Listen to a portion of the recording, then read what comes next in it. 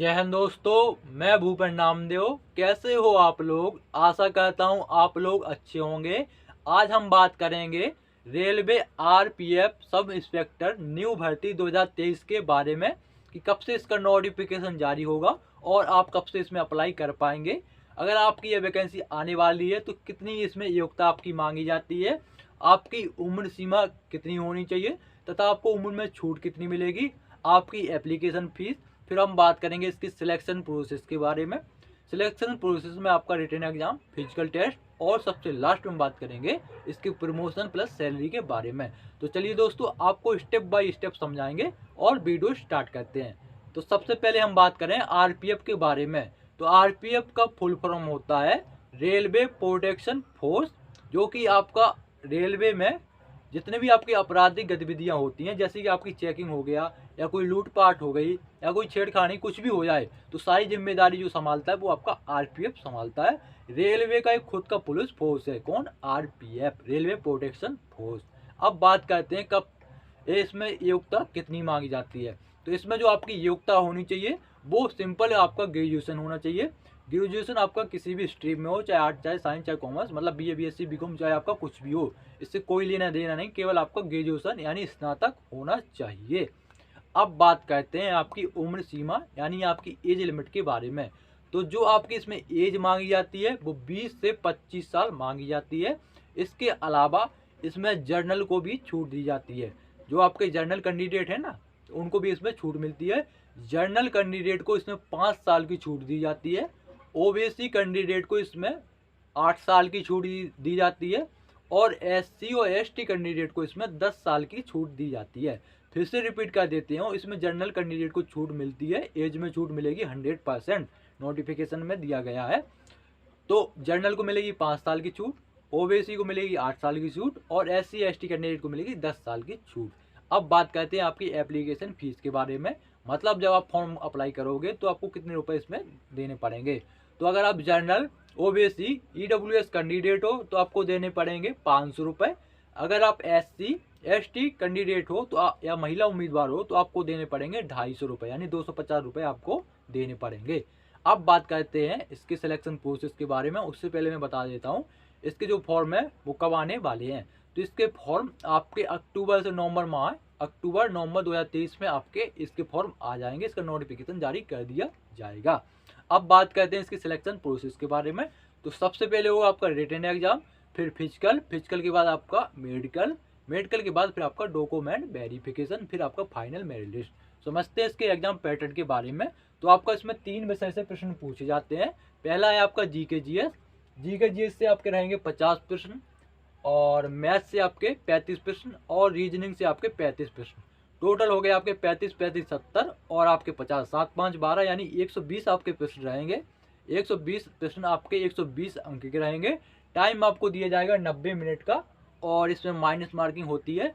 Minus marking आपका 1/3 की होगी। 1/3 यानी अगर आप कोई 3 प्रश्न गलत करोगे तो आपका 1 अंक काट लिया जाएगा और आपका पेपर सीबीटी टेस्ट होगा, सीबीटी बेस्ड होगा, यानी कंप्यूटर बेस्ड टेस्ट आपसे कराया जाएगा, यानी ऑनलाइन आपका पेपर होगा। अब बात करते हैं इसके फिजिकल टेस्ट के बारे में। तो फिजिकल टेस्ट में सबसे पहले हम बात करेंगे इसकी हाइट के बारे में कि आपकी ऊंचाई क्या होनी चाहिए, आपका कद क्या होना चाहिए। तो पुरुष उम्मीदवार की जो हाइट होना चाहिए वो 165 सेंटीमीटर होना चाहिए।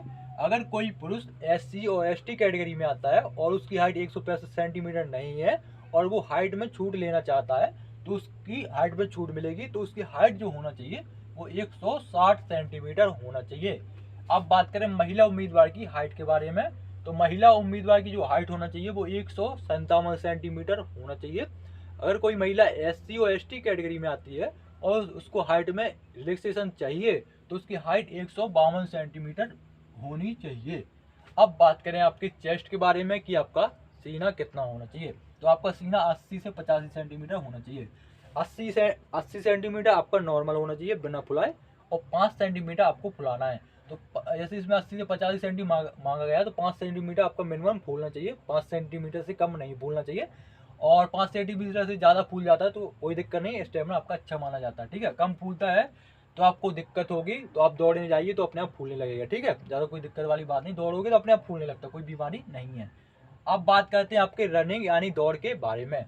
तो इसमें जो पुरुष उम्मीदवार की जो रनिंग होगी वो 1600 मीटर की रनिंग कराई जाएगी, और इसमें जो पुरुष उम्मीदवार के लिए रनिंग का जो टाइम मिलता है वो 6 मिनट 30 सेकंड का इसमें टाइम दिया जाता है। महिला उम्मीदवार की जो रनिंग होगी, दौड़ होगी, वो 800 मीटर की होगी, और उनको जो टाइम दिया जाता है दौड़ने के लिए वो 4 मिनट का टाइम दिया जाता है। अब बात करते हैं लॉन्ग जंप के बारे में।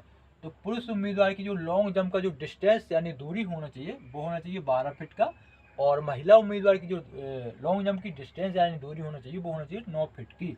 अब बात करते हैं हाई जंप के बारे में। तो हाई जंप का जो डिस्टेंस होना चाहिए वो रहेगा आपका 3 फुट 9 इंच का पुरुष उम्मीदवार का, और महिला उम्मीदवार का रहेगा 3 फीट का।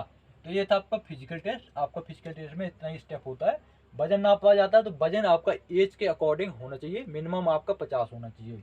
अब बात करते हैं आपकी प्रमोशन के बारे में। तो सबसे पहले बनोगे आप एसआई, क्योंकि ये एसआई की वैकेंसी है। एसआई के बाद फिर बनोगे आप इंस्पेक्टर। सब पहले आप बनोगे सब इंस्पेक्टर यानी दरोगा, दरोगा के बाद बनोगे आप इंस्पेक्टर, इंस्पेक्टर के बाद बनोगे आप सीओ यानी सर्कल ऑफिसर या डीएसपी जिसे बोलते हैं। डीएसपी के बाद बनोगे फिर आप एएसपी, एएसपी तक ही पहुंच पाते हैं, उसके बाद रिटायरमेंट हो जाती है। ठीक है, तो ये रहा आपका प्रमोशन। अब बात करते हैं आपकी सैलरी के बारे में। तो आपकी जो इन हैंड सैलरी मिलती है वो मिलती है 35,400 रुपये। कितनी? 35,400 रुपये। प्लस में आपका मिनिस्ट्री ऑफ रेलवे की तरफ से जो अलाउंसेस दिए जाते हैं उन सभी अलाउंसेस मिला के, जैसे महंगाई भत्ता हो गया, आपका रहने का किराया हो गया, इन सभी और भी आपको अलाउंसेस मिलेंगे। इन सभी अलाउंसेस मिला के जो आपकी शुरुआत में सैलरी बनती है वो 50 से 55 हज़ार के बीच में बनती है। तो ये थी आपकी कुछ जानकारी।